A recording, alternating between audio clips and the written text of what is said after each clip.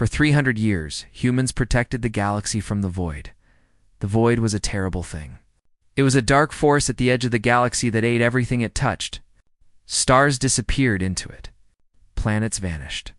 Entire civilizations were swallowed and never seen again. Nobody knew where it came from. Nobody knew how to stop it. They only knew that it was always hungry. It was always growing. The Galactic Concord was an alliance of the most powerful species in the galaxy.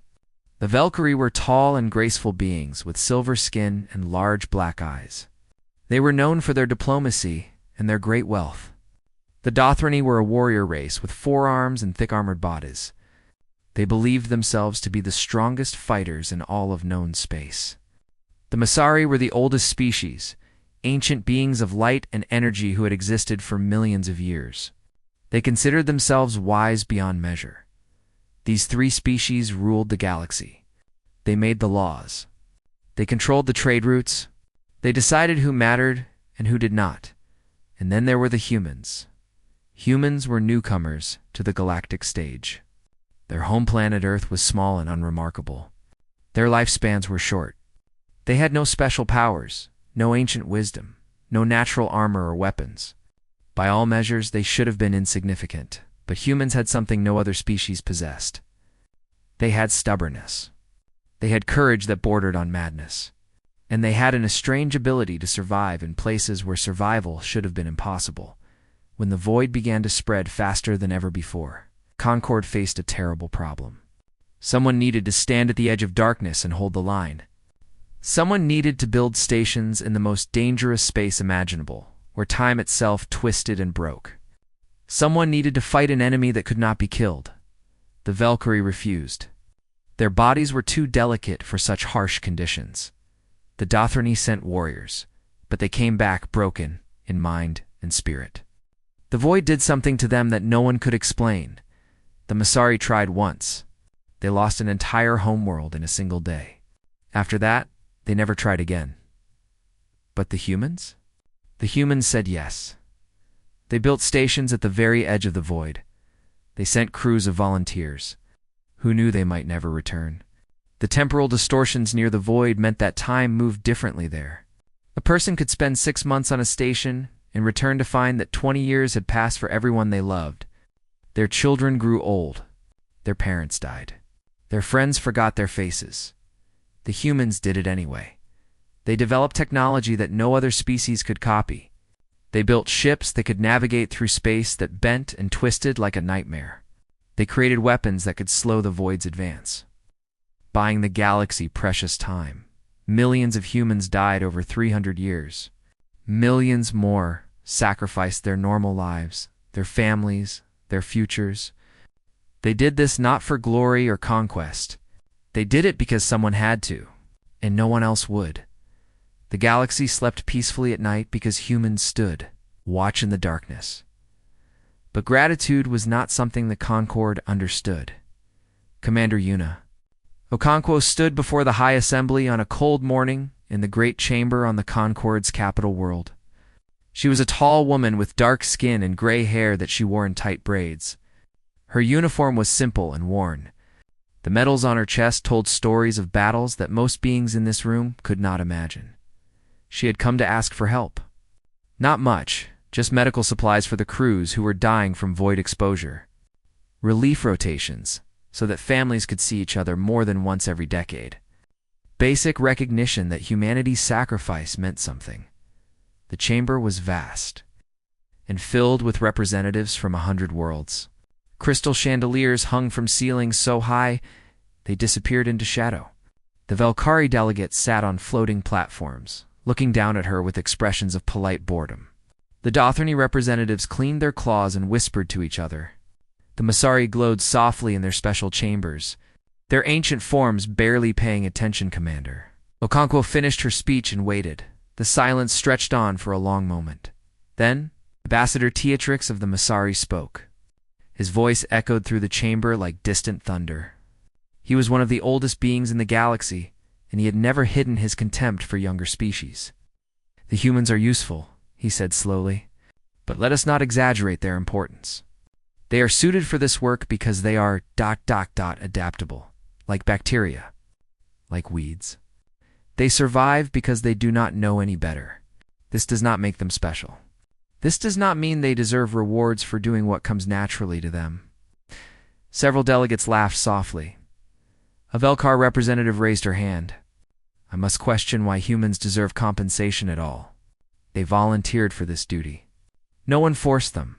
If they find it difficult, perhaps they should have considered that before agreeing.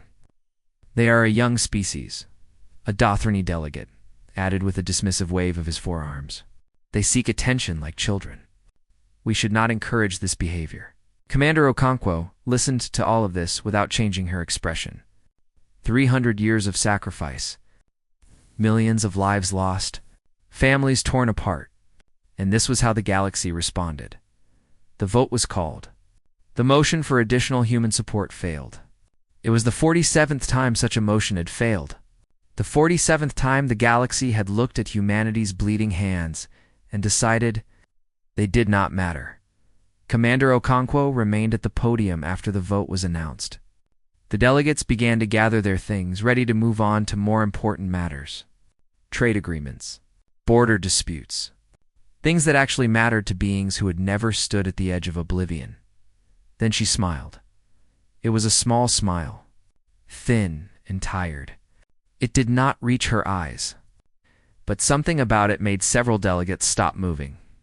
Something about it made the room feel colder. The Galactic Concord has made its position clear, Commander Okonkwo said. Her voice was calm, quiet, almost gentle. Humanity accepts this decision. She paused and looked around the chamber. Her eyes moved slowly from face to face, from species to species. She seemed to be memorizing each one. We understand now what we are to you, she continued. Tools, useful but unremarkable. Bacteria, weeds. We thank you for this clarity. It helps us understand where we stand. Ambassador Trix shifted uncomfortably. Commander, there is no need for dramatics. The Concord values humanity's contribution.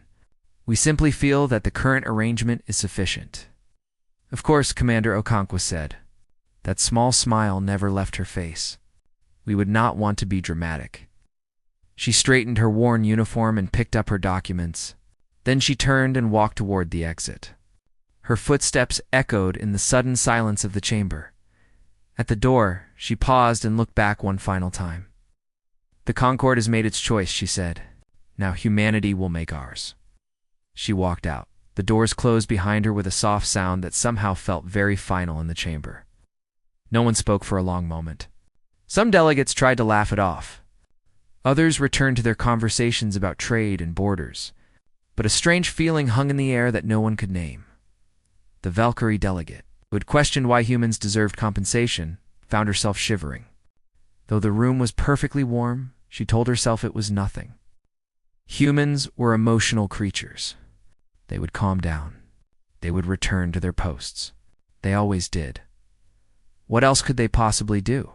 She would remember this moment for the rest of her life. She would remember the exact expression on Commander Okonkwo's face. She would remember the two words the human woman had spoken with such terrible gentleness. We understand. In that moment, though she did not know it yet, the galaxy's doom had been sealed. Not by the void, not by any enemy fleet, but by the quiet footsteps of one tired woman walking away from beings who would never learn to say thank you. The void waited at the edge of the galaxy, patient and hungry. And for the first time in 300 years, no one was coming to stop it.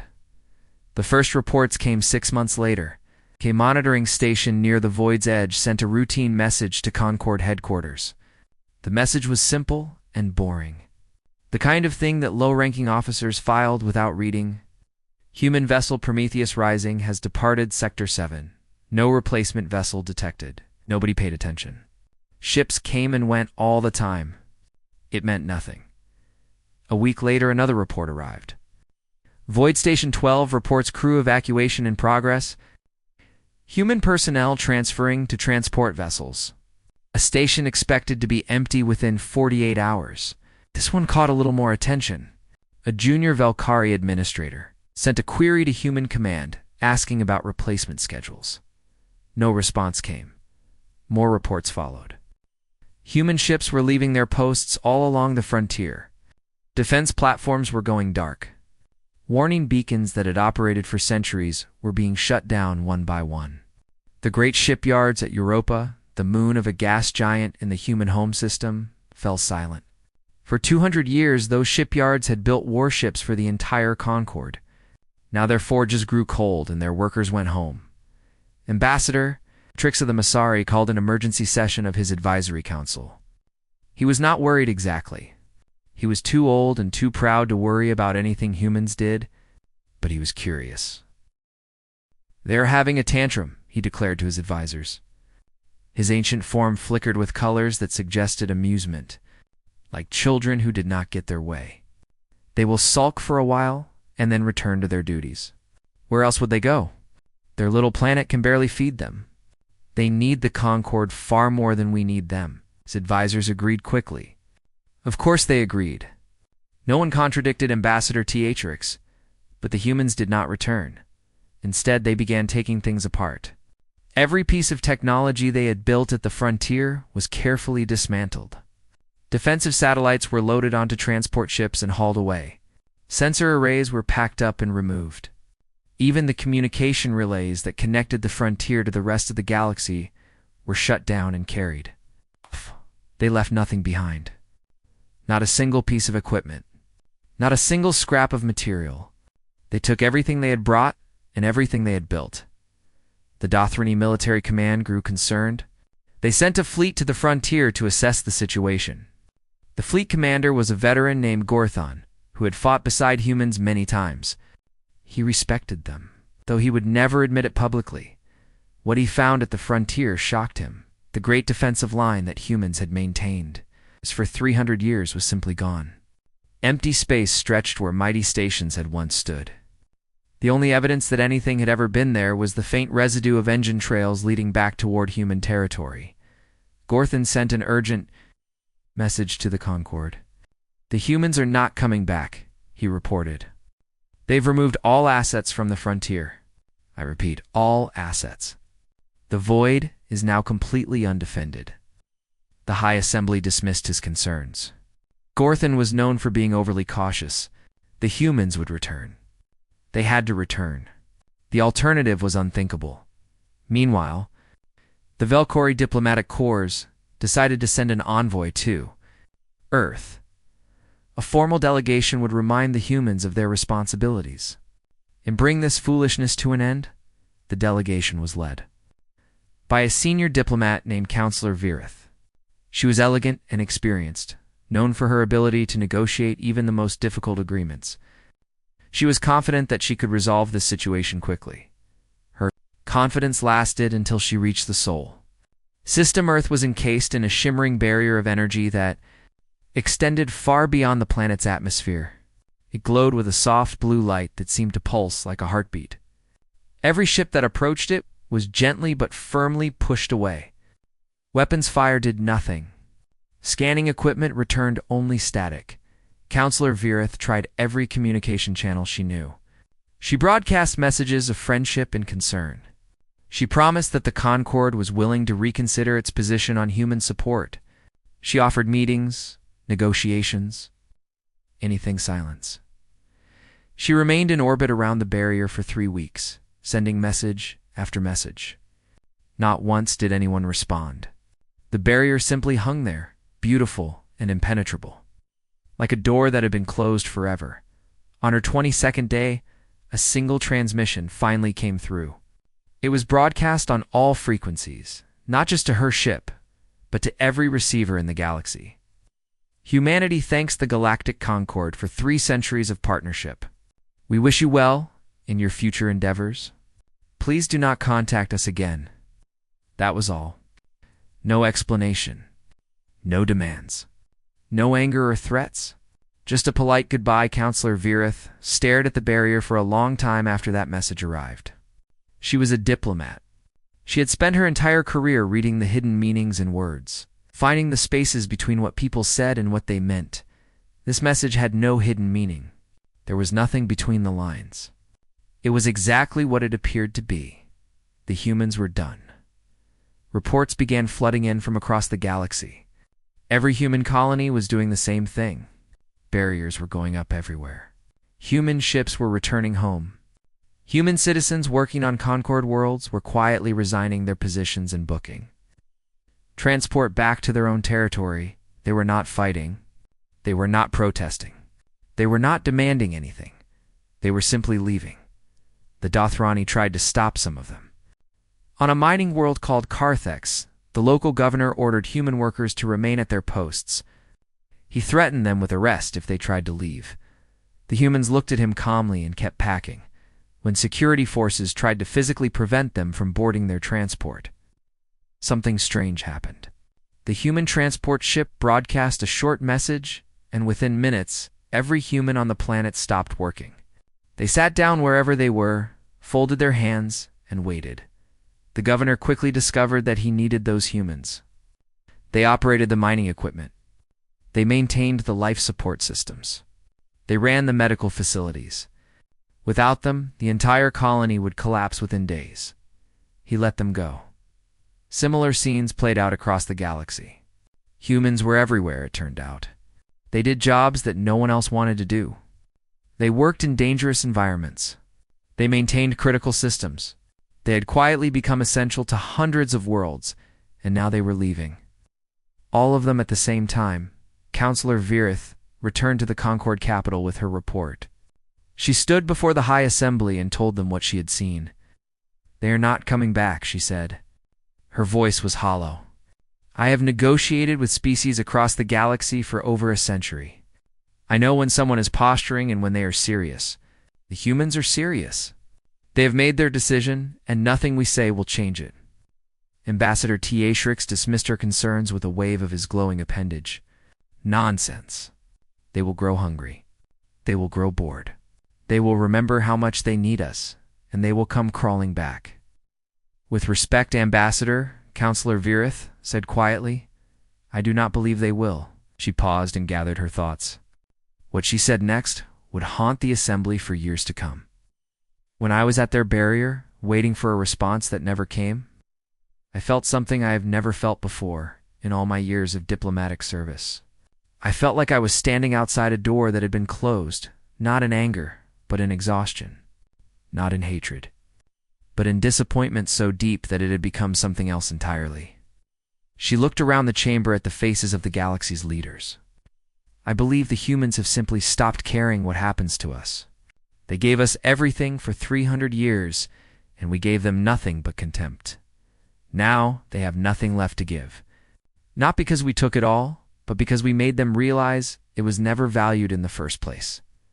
The chamber was silent. "They are not punishing us," Counselor Virith finished. "Punishment would require them to still care. They are simply done. And that, I fear, is far worse than any revenge they could have taken." Nobody laughed this time, and at the edge of the galaxy, in the darkness where no human ships stood guard, the void began to stir. It had been held back for 300 years by will and sacrifice and courage. Now, there was nothing holding it back at all. It began to move forward. The first attack came, 11 months after the last human ship left the frontier, Void Station. 12 had been humanity's greatest achievement. It was a massive structure, bigger than most moons, built to withstand forces that should have been impossible. For 180 years, it had held the line against the darkness. Millions of humans had served there, and thousands had died there, holding back an enemy that never stopped coming. When the humans left, the Dothrani claimed the station for themselves. They were proud warriors, and they saw an opportunity to prove that they were just as capable as the humans had been. Perhaps more capable. General Crothax led the Dothrani forces that took control of the station. He was a massive warrior with scarred armor and a reputation for never retreating. He believed that the humans had exaggerated the danger of the void. They were soft. Creatures, after all, emotional, prone to fear. A true warrior would show the galaxy how easily this threat could be contained. He was wrong. The void did not simply advance when it came. It surged. It exploded forward like a dam breaking. Like something that had been held back for centuries and was finally free. Sensors detected the movement first. Warning alarms screamed throughout the station. General Crothax ordered his warriors to defensive positions. He was confident that their superior strength would carry the day. They never had a chance. The void moved through the station like a living shadow. It corrupted everything it touched. Metal rusted and crumbled in seconds. Electronic systems screamed with static and then went dark. Warriors who had laughed at fear suddenly found themselves facing something their minds could not understand. Some simply stopped. They stood frozen as the darkness washed over them, their eyes wide with a terror that went beyond anything they had ever imagined. Others tried to fight, firing weapons into the approaching shadow, but their shots did nothing. The void swallowed their attacks the same way it swallowed everything else. General Crothax was one of the last to fall. He stood on the command deck, watching his warriors die around him, and finally understood what the humans had faced for 300 years. This was not an enemy that could be defeated by strength or courage. This was something else entirely. His last transmission was 2 words, broadcast to anyone who could hear: "Forgive us." Then the void took him too. The station fell in 3 hours. 180 years of human sacrifice. Erased in less than a single afternoon, the Dothroni sent a fleet to reinforce the position. 50 warships, the finest in their navy, commanded by veterans who had never known defeat. They arrived to find the station already gone. Consumed by darkness that continued to spread outward like a stain, they tried to establish a new defensive line. They lasted 6 hours. Emergency sessions of the Concord achieved nothing. The Velkhari blamed the Dothrani for their incompetence. Clearly their warriors were not as skilled as they had always claimed. The Dothrani blamed the Masari for denying humanity's requests for support. If the humans had been given what they needed, they would still be at the frontier. The Masari blamed humanity itself. Ambassador Trix argued that the humans had abandoned their duty. They had sworn to protect the galaxy, and now they were hiding behind their barriers while civilization burned. They were cowards. They were traitors. Nobody suggested that perhaps the Concord itself was responsible. Nobody wondered if centuries of contempt might have consequences. Meanwhile, the void continued its advance. Star systems that had been stable for thousands of years began showing signs of corruption. Trade routes were severed as ship captains refused to travel through affected regions. Colony worlds that had never known danger suddenly found themselves issuing evacuation orders. The galaxy's carefully maintained order began to crack. Desperate times called for desperate measures.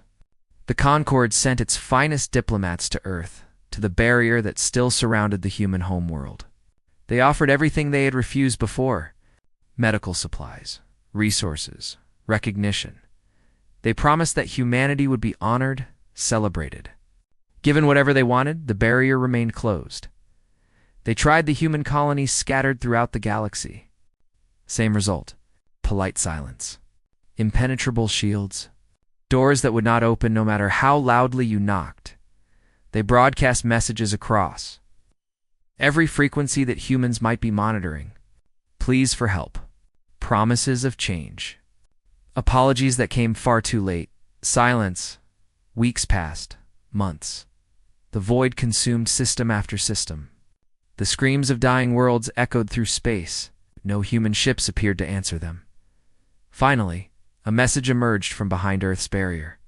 It was addressed to the High Assembly. It was delivered to Ambassador Trix personally. The message contained only 2 words: good luck. Ambassador Trix read those words, and for the first time in his ancient existence, he felt something he had never experienced before.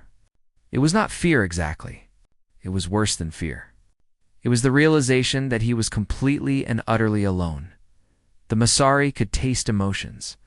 It was one of their gifts, the ability to sense the feelings embedded in any communication. Ambassador Trix tasted the message from Earth. Searching for the anger he expected, the bitterness, the desire for revenge that he could have understood, he found none of those things. What he found instead was emptiness, complete emotional absence. Those 2 words carried no hatred, no satisfaction, no triumph. They carried nothing at all. The humans did not care if the galaxy burned. They did not care if every species that had ever mocked them was consumed by darkness. They were not watching with satisfaction as their former masters suffered. They were simply not watching at all. Ambassador Trix collapsed. In his chamber after reading the message, his ancient form flickered and dimmed. His attendants rushed to help him, but he waved them away. "Leave me," he whispered. "Leave me to understand what we have done." He stayed in that chamber for 3 days, refusing food, refusing company. When he finally emerged, he was changed. The arrogance that had defined him for millions of years was gone. In its place was something that looked almost like wisdom, though it had come far too late. He addressed the High Assembly one final time. "We are alone," he said. His voice was hollow, ancient, tired. "The humans were our shield, and we threw them away. We told them they were worthless while they died for us. We laughed at their sacrifice while we slept safe in our beds.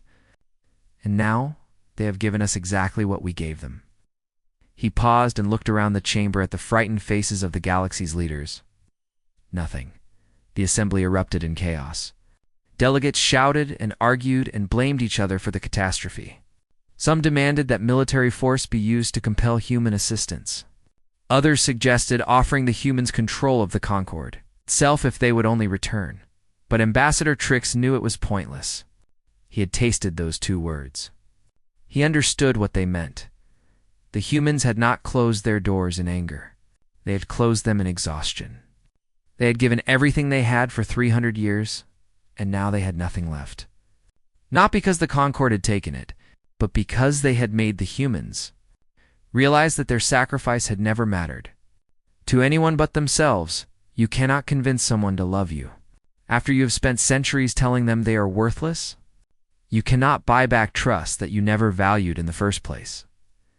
The void continued to advance, and no one was coming to stop it. The galaxy had made its choice long ago. In 1,000 small moments of contempt and dismissal, now it would live with the consequences or die with them. 2 years after humanity withdrew, the galaxy was dying. The numbers were beyond imagining. 12% of known space had been consumed by the void. Hundreds of inhabited worlds were gone. Trillions of lives had been lost, and the darkness showed no signs of stopping. The Valkyrie homeworld was among the fallen. It had been a beautiful planet, covered in crystal forests and silver oceans, home to a civilization that had existed for 50,000 years. When the void approached, the Valkyrie had 12 hours to evacuate. 12 hours to save a culture that had taken millennia to build. They saved what they could. A few million survivors out of a population of 30 billion. Some art, some records, some memories. Everything else was swallowed by the darkness. The Dothrani fared no better. Their warrior culture, which had always valued unity and strength, shattered under the pressure of extinction. Factions blamed each other for the disaster. Civil war erupted, even as the void consumed their territory system by system. Brothers killed brothers while the real enemy watched and waited. The Masons, once the oldest and proudest civilization in the galaxy, retreated to a single system. Their empire of 10,000 worlds was reduced to ashes and memory. Ambassador Trix died during the withdrawal, his ancient form finally giving out after millions of years. His last words were an apology, though no one was sure who he was apologizing to. Refugees numbered in the trillions. Great fleets of desperate people wandered from system to system, searching for safety that did not exist. Resources grew scarce. Governments collapsed. The rules and laws that had held galactic civilization together for so long meant nothing anymore. And still, humanity remained silent behind their barriers. Some species could not accept this. A coalition of desperate worlds assembled their remaining fleets and flew to Earth. If the humans would not help willingly, perhaps they could be forced. The assault was massive. Thousands of ships from a dozen different species, all united by desperation and fear. They surrounded Earth's barrier and opened fire with everything they had. Nothing happened. The barrier absorbed. Their weapons like water absorbing rain. Energy beams vanished into its shimmering surface. Missiles exploded harmlessly against it. The most powerful weapons in the galaxy did absolutely nothing. Some ships tried to ram the barrier. They were not destroyed. Instead, they were gently pushed away, redirected like a parent moving a child's hand from something dangerous. No matter how hard they tried, no matter how many times they attacked, they could not break through. After 3 days, the coalition gave up. They had used almost all their remaining weapons and achieved nothing. The barrier remained intact, unchanged, unbought, inside. The humans did not even acknowledge the attack. Others tried different approaches. The Valkyrie offered humanity everything they had left: territory, resources, political power, formal apologies written into Galactic, law and broadcast to every corner of remaining civilization. No response. The Dothrani offered to become humanity's servants. They would swear eternal loyalty. They would fight and die at human command. Anything at all. The humans would only return. Silence. Species that had once looked down on humanity now begged for their attention. They sent gifts and promises and desperate pleas. They admitted their mistakes. They acknowledged their cruelty. They said all the things they should have said 300 years ago, but doors that have been closed in exhaustion do not open just because you finally learned. To knock politely, hope was dying along with the galaxy. People stopped looking to the stars for rescue. They stopped believing that anyone would save them. They prepared for the end as best they could, holding their loved ones close and waiting for the darkness to come. Then a small Valkyrie ship appeared at Earth's barrier. It was not a warship. It was not a diplomatic vessel. It was a tiny personal craft, barely big enough for one person, held together with patches and prayers. Inside was a scientist named Korith. She had lost everything. Her homeworld, her family, her career, everything she had ever known or loved had been consumed by the void. She had nothing left, except a broken ship and a broken heart. She did not come to Earth with demands or offers. She did not come to negotiate or threaten. She came because she had nowhere else to go, and she wanted to talk to someone before the end. She parked her ship near the barrier and began to speak. She talked about her childhood on her homeworld. She described the crystal forests where she had played as a young girl, the way the light filtered through the trees and made everything sparkle like diamonds. She talked about her daughter, who had wanted to be a stellar cartographer, who had dreamed of mapping distant stars. Her daughter had died in the evacuation, trampled by crowds of terrified people. She talked about the songs her people sang at twilight, ancient melodies that had been passed down for thousands of generations. No one would ever sing them again. The people who knew them were gone, and the words had been lost along with everything else. She did not ask for help. She did not beg or plead or promise anything. She simply talked, sharing her grief with the silent barrier, speaking into the void because she needed someone to hear her story before it was forgotten forever. She talked for 3 days. On the 4th day, something changed. A small opening appeared in the barrier. Not large enough for a ship, barely large enough for a person. Through this opening stepped a single human woman. She was old. Her hair was gray, and her face was lined with years of hard living. She wore a simple uniform with no rank insignia, no medals, no decoration of any kind.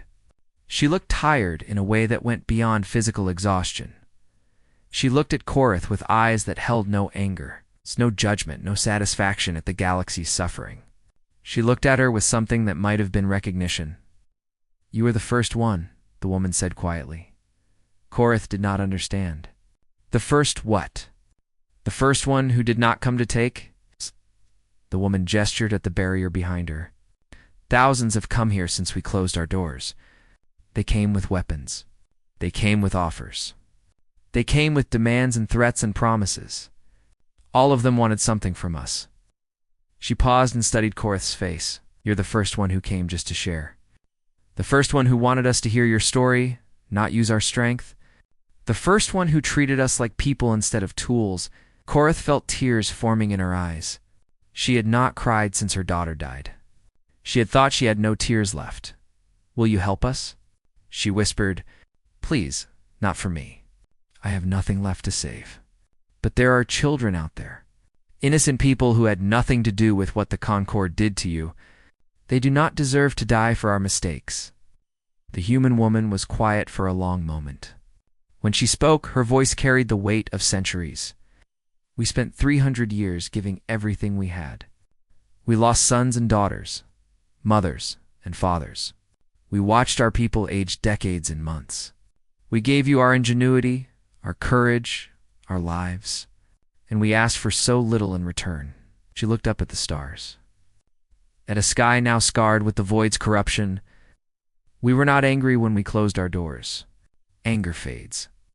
We were tired of giving and receiving nothing but contempt. We needed to rest. We needed to remember who we were when we were not bleeding for people who did not care." She turned back to Korath. "We will help. Not because you deserve it, but because it is who we are. We just needed to know that someone, even one person, understood what that cost us." Korath reached out and took the woman's hands in her own. "I understand," she said. "I understand, and I am so sorry." The woman smiled. It was a sad smile, but it was real. "Then perhaps there is hope after all." Behind her, the barrier began to open wider. They called it the Second Dawn. When the barriers around Earth and the human colonies finally opened, the galaxy held its breath. No one knew what to expect. Some feared the humans would demand payment for their suffering. Others worried they would be too weak after 2 years of isolation to make any difference. They were wrong on both counts. Human ships emerged from behind the barriers in numbers that staggered the imagination. Not the patchwork vessels they had used before, held together with determination and prayers. These were new ships, different ships, sleek and powerful and built with technology that no one in the galaxy had ever seen. The humans had not spent their 2 years of isolation resting. They had been working, building, learning. When Commander Yuna Okonkwo stepped aboard the flagship of the new human fleet, she was no longer the tired woman who had walked out of the High Assembly years ago. She was still tired, still gray, still worn. But there was something new in her eyes. Purpose, determination, hope. She had spent 2 years leading humanity's greatest scientific effort in history. While the galaxy burned, the humans had been studying everything they had learned about the void during 3 centuries of fighting it. They had analyzed every piece of data, every sensor reading, every scrap of information, and they had discovered the truth. The void was not a natural phenomenon. It was a weapon, millions of years ago. How long before any of the current galactic civilizations existed, there had been another great empire? This empire had grown powerful and proud, and like all empires, it had eventually fallen. But its rulers had been bitter in defeat. They had refused to accept that their time was over, so they created the void. A final act of spite against a universe they felt had wronged them. A wound that would never heal. A darkness that would eventually consume everything, ensuring that no civilization would ever rise to replace them for 3 centuries. Humanity had been fighting this ancient weapon with brute force and sacrifice. They had held the line through sheer will, never understanding what they were really facing. Now they understood, and humanity was very, very good at understanding things that wanted to destroy them. The war lasted 3 months. Human fleets did not simply push the void back. They unraveled it. The new technology they had developed did not fight the darkness. It turned the void's own nature against itself. The entropic energy that had consumed stars and planets was redirected, folded back on itself, made to devour its own corruption, system by system. The darkness retreated. Worlds that had been lost were reclaimed. The stain that had spread across the galaxy began to shrink. The other species watched in amazement. Many of them sent ships to help, to fight alongside the humans in this final battle. The humans accepted their aid without comment. They did not gloat or remind their allies of past insults. They simply pointed at the enemy and said, "Help us here."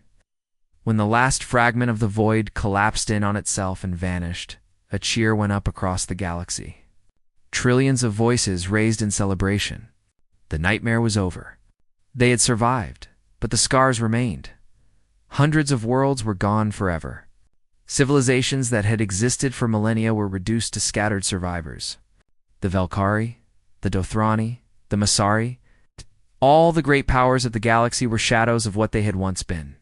The Concord offered humanity everything: leadership of the High Assembly, control of galactic governance, military supremacy, economic dominance. Whatever they wanted, it was theirs. The species that had once dismissed them as bacteria and weeds now begged them to take command. Commander Yuna Okonkwo stood at the same podium where she had been rejected years before. The chamber looked different now. Many of the seats were empty, their occupants lost to the void. The delegates who remained looked at her with expressions she had never seen directed at a human, for respect, gratitude, fear. She was silent for a long moment, looking out at the faces of the galaxy's survivors. The Valkyrie delegate, who had questioned why humans deserved compensation, was there. Much older now, her silver skin dulled with grief. The Dothrani representatives sat quietly, their warrior pride broken by years of defeat. The new Masari ambassador glowed softly, waiting for judgment. "We do not want to rule you, Commander," Okonkwo said finally. Her voice was calm, steady, carrying no trace of triumph or vengeance. "We never did." A murmur of confusion rippled through the chamber. Humanity did not fight the void for 300 years because we wanted power. We did not sacrifice millions of our people because we expected something in return. We did it because someone had to, because we saw beings in danger and we could not look away. She paused and let her words settle over the assembly. What we wanted was simple. We wanted to be valued. We wanted to be seen as partners, not tools. We wanted the galaxy to understand that our lives had meaning, that our sacrifice mattered, that we were more than useful bacteria doing what came naturally to us. She looked directly at the Valkyrie delegate who had spoken those words years ago. The delegate could not meet her eyes. "You took that from us. You made us feel worthless even as we died for you. And when we finally had nothing left to give, you were shocked that we stopped giving." The chamber was completely silent. "Humanity will help rebuild," Commander Okonkwo continued. "We will stand with you against whatever comes next. We will share what we have learned, and we will work beside you as equals." She straightened her shoulders and raised her chin. "But know this. We will never forget how it felt to be disposable. We will never forget the centuries of contempt, the dismissal, the casual cruelty of being told we did not matter. And we will never let anyone make us feel that way again." She turned and walked toward the exit just as she had done years before. But this time, before she reached the doors, something happened that had never happened in the history of the High Assembly. Every delegate in the chamber rose to their feet, not in protest, not in anger. In respect, the Valkyrie bowed their silver heads. The Dothrani crossed all four arms over their chests in their highest gesture of honor. The Masari dimmed their lights in acknowledgement. Commander Okonkwo paused at the door and looked back at them. "We could have let you burn," she said quietly. "We had every right, every justification. We could have watched from behind our barriers as the void consumed everything, and no one could have blamed us." She smiled. It was a real smile this time, not the thin, tired expression from years ago. "But that is not who we are. Being human means choosing to be better than the darkness, even when the darkness is all you have ever been shown." She walked out. This time, no one let the door close behind her. They followed her instead. All of them. Streaming out of the chamber to stand beside humanity in the work of rebuilding a broken galaxy. A century later, young species joining the galactic community would ask why humans held such an honored position. Why their counsel was sought first in any crisis? Why even the oldest civilizations deferred to them? The answer was always the same story. Told in whispers, told in songs, told in the great historical archives where the truth is preserved for all time. The story of the species that could have let the galaxy burn. That had every right to watch from behind their shields as their ungrateful neighbors were consumed by darkness, but did not. Because being human meant something more than survival. It meant something more than vengeance or justice or pride. It meant choosing to light a candle even after the universe had spent centuries trying to blow it out, and that. The elders would explain to the young ones. was why humanity would always be remembered. Not for their technology or their power or their victory over the void, but for their choice to be kind when cruelty would have been so much easier. The galaxy had forgotten how to say thank you. Humanity taught them again.